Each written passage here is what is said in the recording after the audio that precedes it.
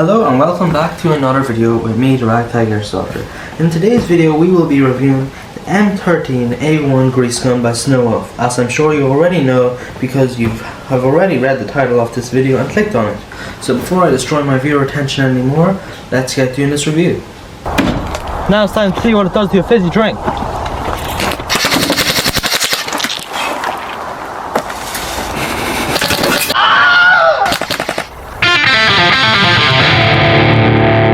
Starting off with the box is made of 100% real cardboard, and we have got some wear and tear here and a bit here, so it's not as robust as you may think. But then going to the side, it shows the FPS of the gun, average FPS 315, so that's good. It was tested, and now let's open it.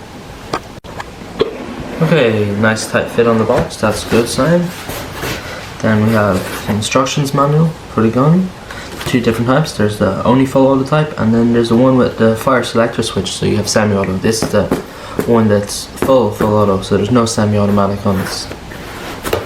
Then we have this layer of foam to protect the gun, and then it's built in, cut in here to the gun size. Nice tight fit. We got a sling, and well, let's take it out and see. Okay, so the gun itself is made of full steel.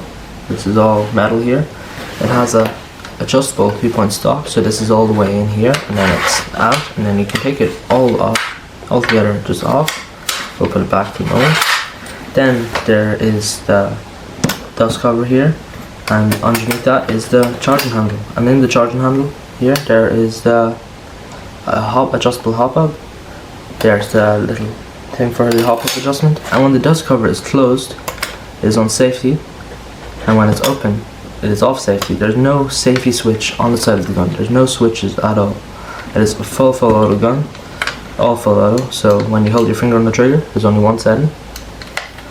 And then let's come to the magazine. Okay, so let's have a look at the magazine here. This might be a bit tricky actually, it's pretty deep in here. Okay, so we got a 500 round stick magazine. It's got a crank on the bottom, like most magazines do. We put the BBs in this little top bit here, just pour them in, and we got about probably 30 rounds in the tube at a time. And the gun does come with a sling, but I've had these slings before, like this exact sling actually, and they haven't fared that well. So I wouldn't trust my full steel gun, which obviously has a bit of weight to it. But it's, as you can see, this is my sling. This is identical, and it's ripped here. And imagine the gun had been on that and it had fallen and snapped in half or something. Hopefully that won't happen now. Flipping the gun over, we come to the only plastic piece on the gun, the magazine release. So we'll put in the magazine now and show you how that all works. Okay, so inserting your stick magazine into the gun. Just shove it in. There it's in. Now we press the button, pull it out again, feel proof. Now it's time for one of the most important and cynical parts of this video. It's time for the downside.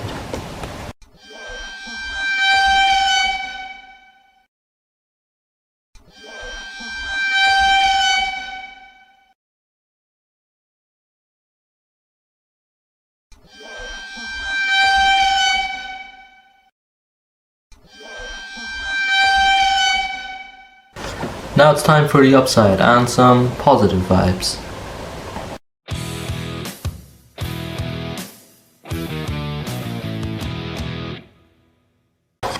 So we've covered the whole gun, but now it's the question of how to power the gun, and for that we got this 7.4 volt LiPo rechargeable battery. The battery is located here, just behind this little compartment door. So you flick that back, and you pull this out, and then out comes your wires. This may take a minute actually.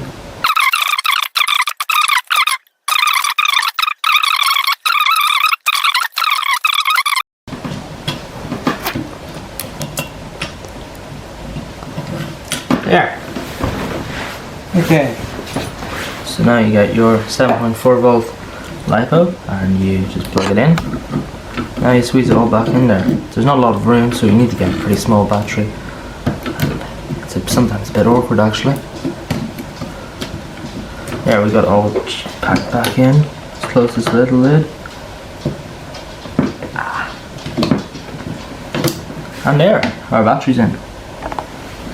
So now let's pull the trigger. But there's obviously no BBs in it first. We've checked that, and let's hear what the gun sounds like. Nice sound. Sounds very powerful. So now it's time for a quick bit of history about this iconic submachine gun. The M3A1 Grease Gun was first incorporated by the US military in 1943, and it was produced to be a cheap alternative to the Thompson submachine gun and its other counterparts such as the M1 Grand and M14.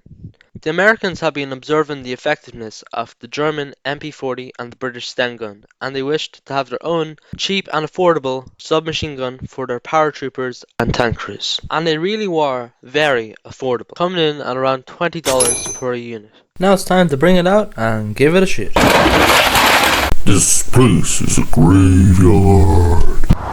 Now let's start off with some target shooting. Okay, we're about 30 feet away and we're shooting target about the sides of my hand. Okay, let's get shooting.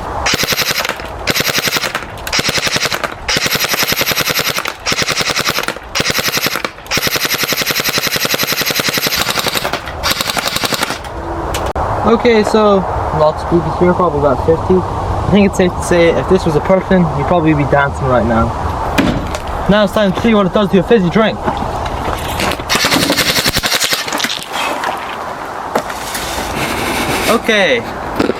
Okay, we'll have to retake that, but this is what happened here.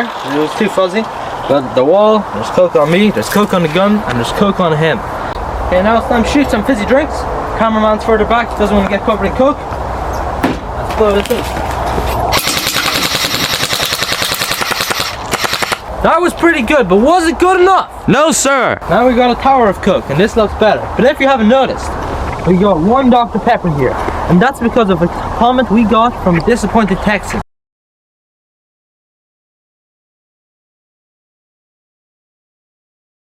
So, we have to keep our viewers happy.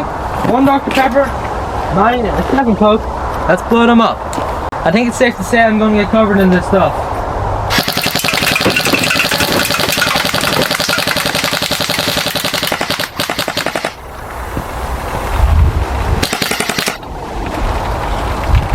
I did get covered in it. Look at this. This kind of coke fell into this grave my dog dug the other day. That's like I knew he was gonna die. That's it for the review of the Snow Wolf Grease Gun. I thought it was a very good gun, nice and powerful. I love it. But my wall's sticky, I'm sticky, my gun's sticky. Guess that's the outcome of blowing up a load of coke. But just that in, if this video gets 20 subscribers in the first month, I'll buy an E&LK and review it for you. So that's it from me, Ragtag Airsofter, and keep watching.